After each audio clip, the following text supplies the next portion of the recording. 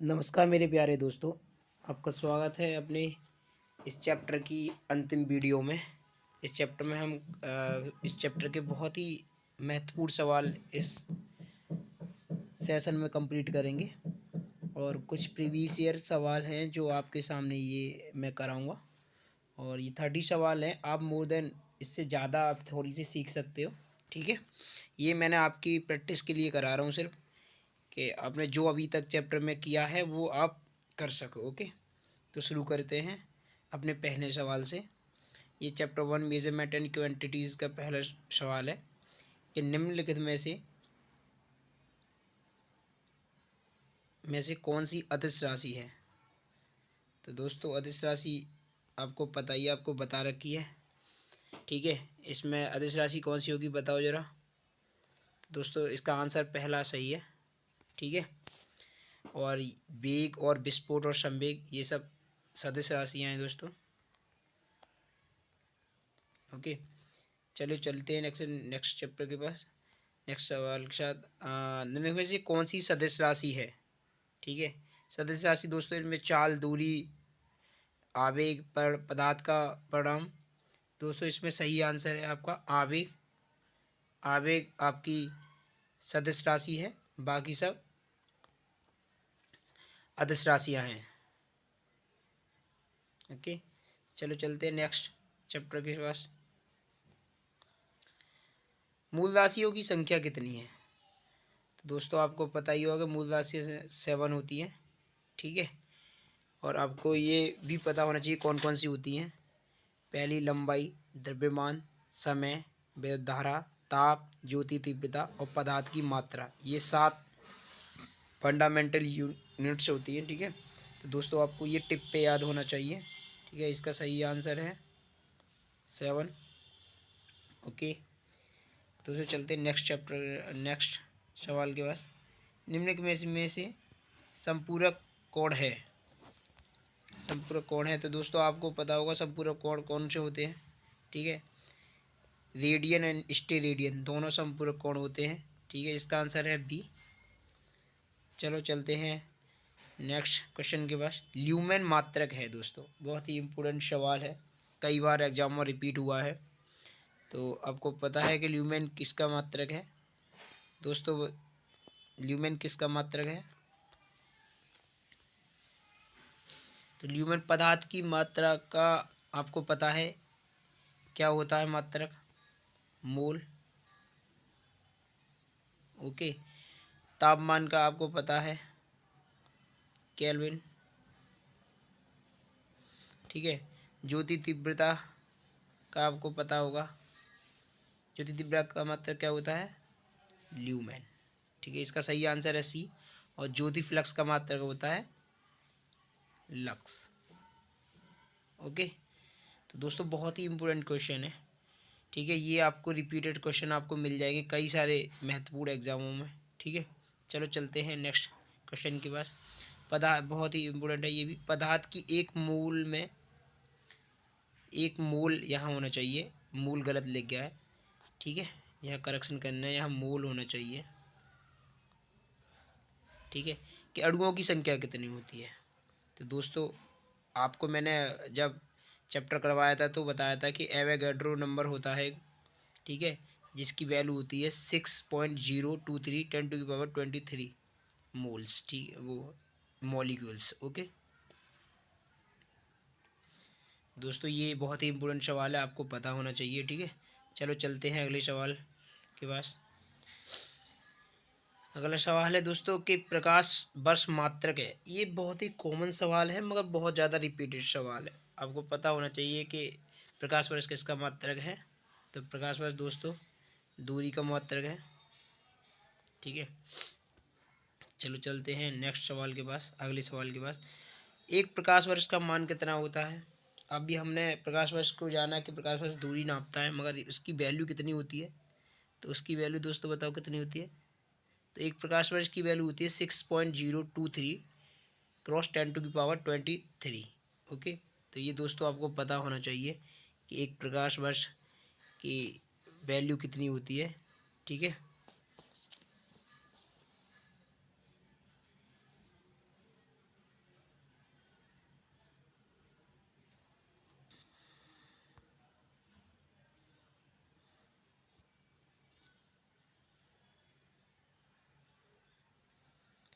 हाँ तो दोस्तों आपको पता होगा एक प्रकाश वर्ष की वैल्यू कितनी होती है, 9.46 क्रॉस 10⁻15 मीटर। ओके, तो दोस्तों चलते हैं नेक्स्ट सवाल के पास।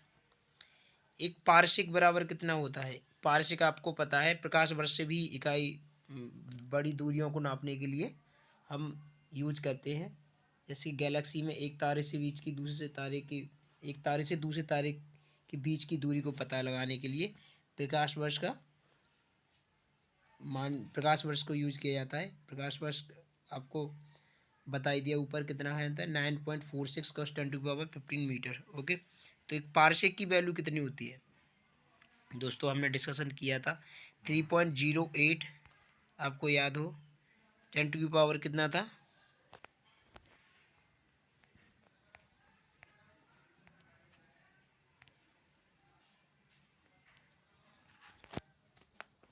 16 मीटर। तो दोस्तों पारसेक की वैल्यू थी 3.08 क्रॉस 10⁻16 मीटर। ओके, इसका आंसर आपका सी होगा। पारसेक मात्रक है, फिर से सवाल वही रिपीटेड है, पारसेक मात्रक है दूरी का। ठीक है, आंसर सी सही है इसका। लड़ाकू विमानों की गति को प्रदर्शित किया जाता है दोस्तों, लड़ाकू विमानों की गति को प्रदर्शित किया जाता है, आपको मैंने बताया होगा मैक नंबर से। ठीक है, उनकी जो चाल है उसको मैक नंबर से डिनोट किया था। मैक के बारे में एक और चीज़ बताई थी दोस्तों, आपको याद हो तो, कि अगर मैक नंबर ग्रेटर देन 1 है तो उसे हम क्या बोलते हैं, सुपरसोनिक। ठीक है, अगर दोस्तों मैक नंबर ग्रेटर देन 5 है तो क्या बोलेंगे, हाइपरसोनिक।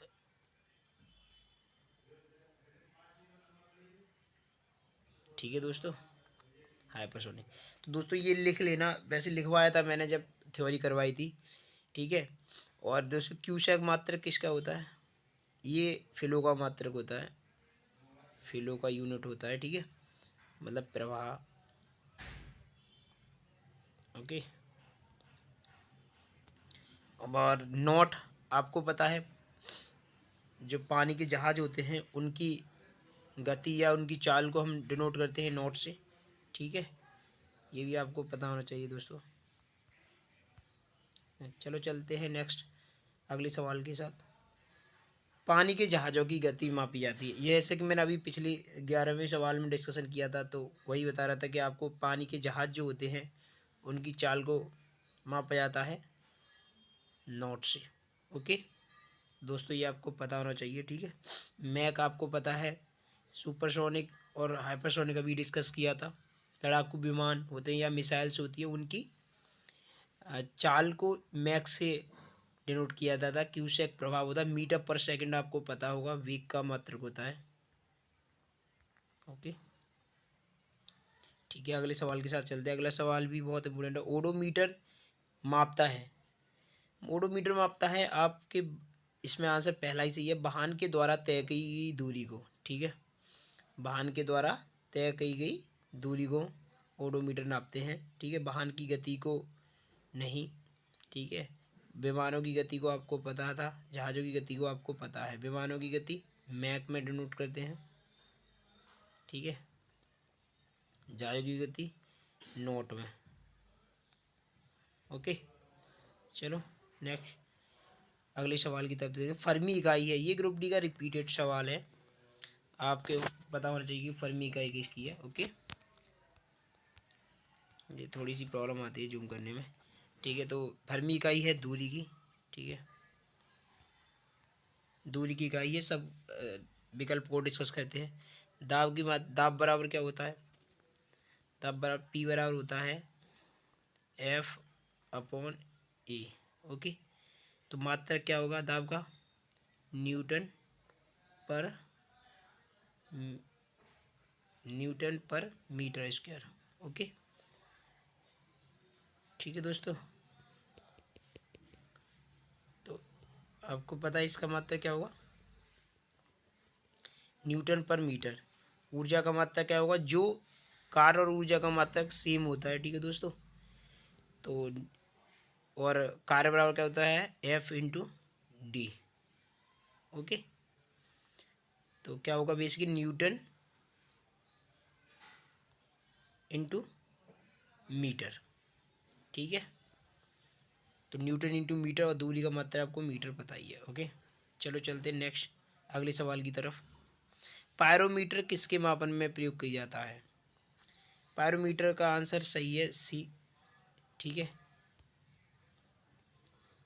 उच्च ताप मापने के लिए पायरोमीटर का यूज किया जाता है, ठीक है। जब हम जिससे ताप निकल रहा हो उस के करीब नहीं जा पाते तो पायरोमीटर का यूज किया जाता है। दूर से ही ये तापमान को डिटेक्ट कर लेता है कि वो कितना है, ठीक है, ठीक है।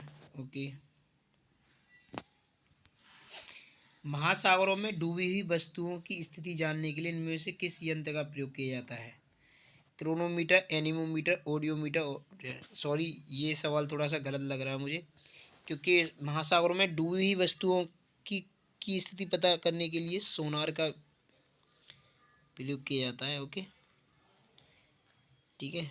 सोनार में पराश्रव्य तरंगों का, अल्ट्रावायलेट तरंगों का यूज किया जाता है, जो किसी वस्तु से टकराकर वापस लौट आती हैं।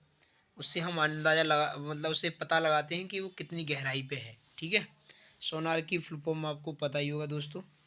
सोनार के बारे में मैंने आपको बताया था कि साउंड नेविगेशन एंड रेंजिंग, ठीक है।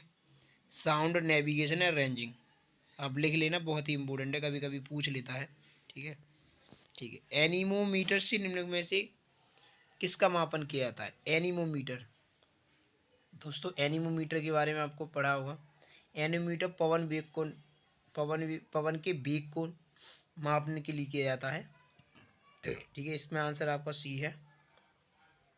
ओके, बहान की, पानी के बहाव की गति, पानी की गहराई और प्रकाश की तीव्रता हमने डिस्कस कर चुके हैं पीछे। ओके, तो इसमें आंसर 18 में आंसर सी सही है। ओके, निम्न में से किस राशि का मात्रक नहीं है? बहुत ही इंपॉर्टेंट सवाल है, इसमें आंसर आपका सी होगा दोस्तों।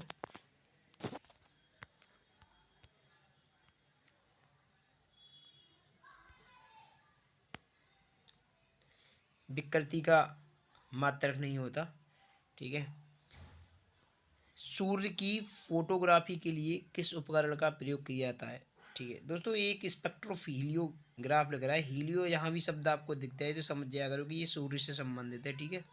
सोनार को बता रहा है कि समुद्र में किसी भी गहराई, समुद्र की गहराई में किसी भी वस्तु का पता लगाने के लिए सोनार का उपयोग किया जाता है, ठीक है। और सिस्मोग्राफ आपको पता है भूकंप की तीव्रता, और थर्म आपको पता है, थर्म जहाँ भी शब्द है तापमान से रिलेटेड होता है, तापमान को मापने के लिए किया जाता है, ठीक है। स्पेक्ट्रोहीलियोग्राफ इसका सही आंसर है। ओके, नेक्स्ट सवाल देखते हैं। बहुत उच्च तापमान मापने के लिए हम प्रयोग करते हैं दोस्तों, इसमें आपका आंसर सीधे सीधे सी है, विद्युत उत्ताप मापी, ठीक है। इसको आप रट लीजिए, कई बार सवाल रिपीट हुआ है, ठीक है। आगे देखते हैं, अगला सवाल है दूध के घनत्व को किसके द्वारा मापा जाता है? देखो दोस्तों, बैरोमीटर आपको पता है, वायुमंडलीय दाब, ठीक है, एटमॉस्फेरिक प्रेशर। हाइग्रोमीटर आपको पता है आर्द्रता नापने के लिए, सॉरी हाइग्रोमीटर सापेक्षिक घनत्व नापने के लिए, और हाइड्रोमीटर जो होता है वो आर्द्रता नापने के लिए ये किया जाता है।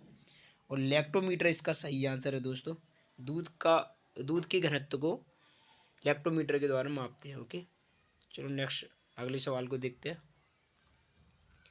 एक पिकोग्राम होता है, हाँ ये सवाल आपको पता होना चाहिए टिप पे, ठीक है। पिकोग्राम क्या होता है, एक पिकोग्राम की वैल्यू कितनी होती है? दोस्तों पिकोग्राम आपको पता है ये 10⁻⁻⁶ माइक्रो, ठीक है। और 10⁻⁹ नैनो, और 10⁻15, ठीक है, फेम्टो।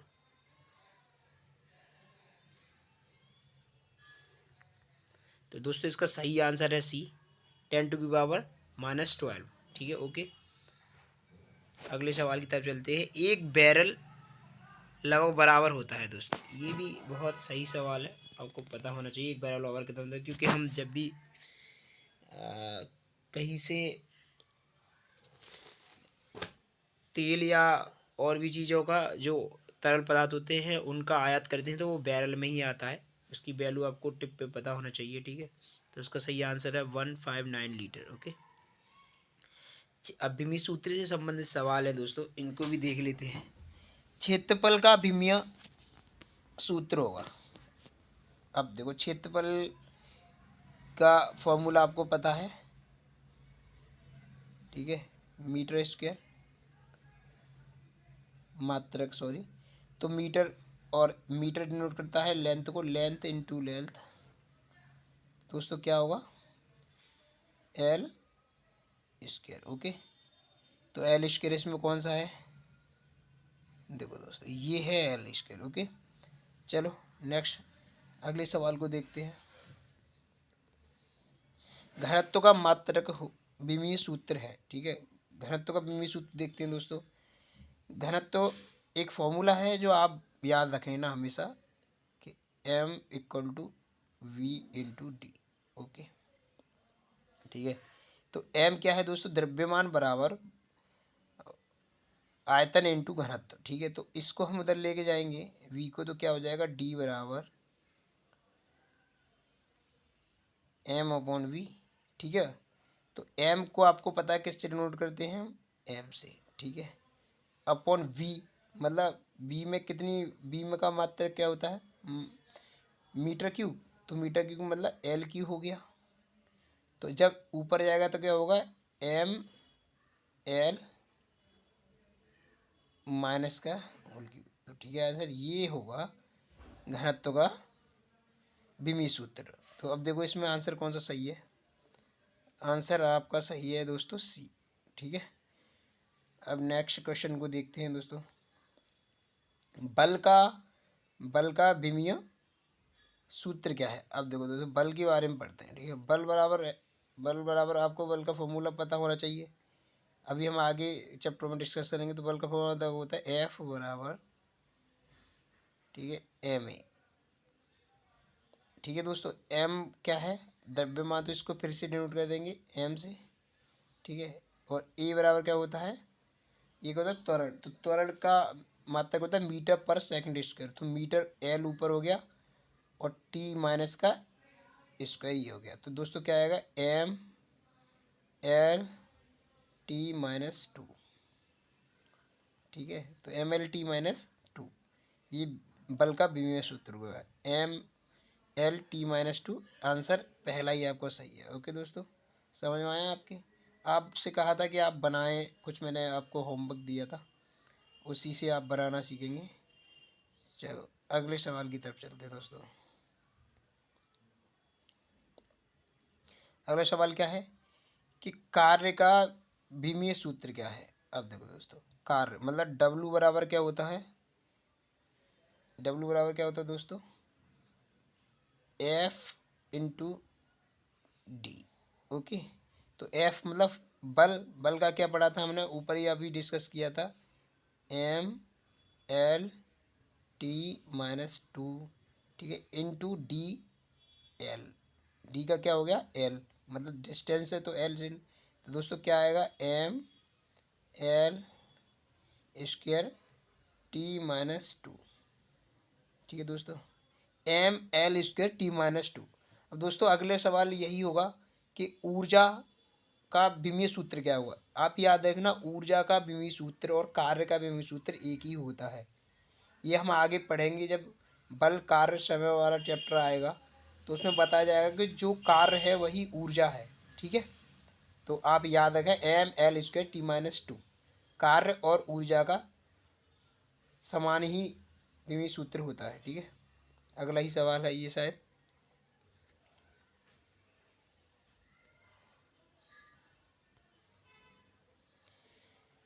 तो ऊर्जा का विमीय सूत्र आ गया, मैंने वही कहा था। तो क्या होता है, M L square T minus two, पहला ही, ठीक है दोस्तों। विकृति का विमीय सूत्र क्या होता है, ये सवाल बहुत रिपीटेड है, याद रखना।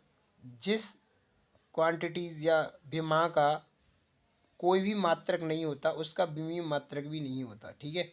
तो इसमें एम एल टी ये जीरो जीरो पावर होंगी इनकी, ठीक है। तो इसका आंसर है सी। ओके दोस्तों, तो दोस्तों यहाँ इस चैप्टर का यही ख़त्म होता है। इसमें ये 30 सवाल ही थे और दोस्तों अपनी तरफ से सवालों को करिएगा। बाकी ये रिपीटेड सवाल थे। आपका बहुत बहुत धन्यवाद अगर आप अंतिम समय तक इस वीडियो में हैं, क्योंकि ये वीडियो खास नहीं है मगर आप यहाँ तक हैं तो मुझे बड़ा मेरा मनोबल बढ़ेगा। प्लीज़ सब्सक्राइब माई चैनल अगर आपको थोड़ा सा भी फ़ायदा होता है। ठीक है, थैंक यू, धन्यवाद बहुत बहुत। आपका दिन शुभ रहे और शुभ रात्रि।